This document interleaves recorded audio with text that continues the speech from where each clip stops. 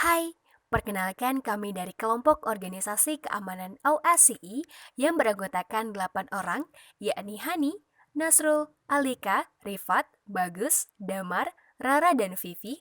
Dalam video ini, kami akan menjelaskan mengenai organisasi keamanan yang kami jadikan sebagai identitas kelompok dalam mata kuliah keamanan internasional. Selamat datang dan selamat menyaksikan.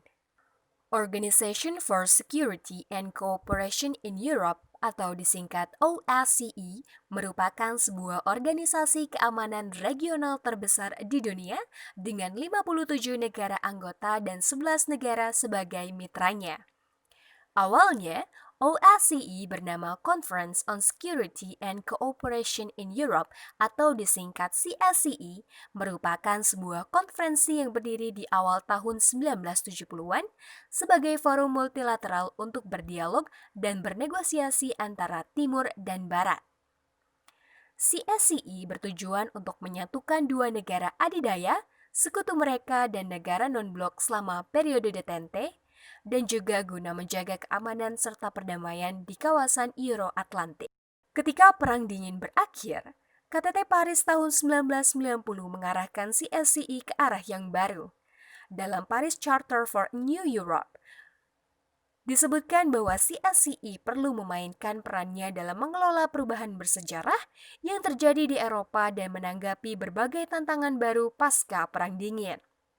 Mandat ini kemudian berujung pada perubahan bentuk CSCE dari sebuah forum konferensi menjadi sebuah institusi permanen yang lengkap. Sebagai bagian dari proses pelembagaan, CSCE kemudian mengubah namanya menjadi OSCE pada tahun 1994. OSCE bekerja dengan berlandaskan pada Helsinki Final Act yang ditandatangani pada 1 Agustus 1975. Dokumen ini berisi sejumlah komitmen utama pada masalah politik dan militer, ekonomi dan lingkungan, serta hak asasi manusia.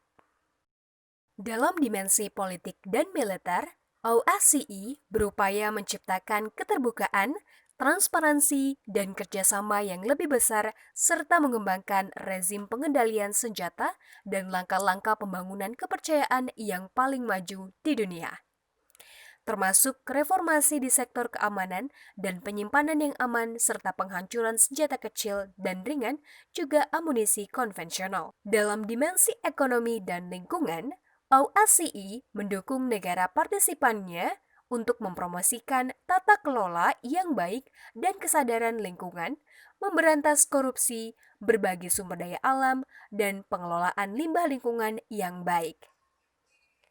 Di dimensi kemanusiaan, OSCE membantu negara partisipannya untuk memperkuat institusi demokrasi, menyelenggarakan pemilihan umum demokratis yang tulus dan transparan, mempromosikan kesetaraan gender, memastikan penghormatan terhadap hak asasi manusia, kebebasan media, hak-hak orang yang merupakan minoritas nasional dan supremasi hukum, serta mempromosikan toleransi dan non-diskriminasi. Konsistensi OSCE dalam dunia internasional memiliki peran yang cukup strategis terhadap keberlangsungan perdamaian serta kerjasama keamanan terutama di negara-negara Eropa. Misalnya saja, beberapa konflik yang berhasil dimediasi oleh OSCE yaitu konflik di wilayah Nagorno-Karabakh.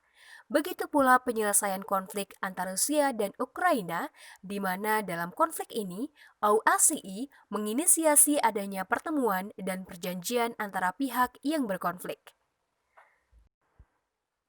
Keaktifan para pengurus OSCE, khususnya yang berada pada struktur utama, juga membuat organisasi ini cukup sigap dalam menangani konflik, mencakup keamanan, serta perseteruan antar negara. Eksistensi OSCE dalam keterlibatannya membuat kedudukan organisasi ini dihargai di mata negara-negara kawasan Eropa. Dengan meninjau banyaknya konflik yang melibatkan OSCE dalam penyelesaiannya, serta cakupan bidang yang kompleks, membuat organisasi ini dapat dikategorikan cukup efektif dalam menjalankan tujuan serta kinerjanya di dunia internasional. Terima kasih telah menonton video ini. Semoga apa yang kami tayangkan dapat bermanfaat untuk kita semua.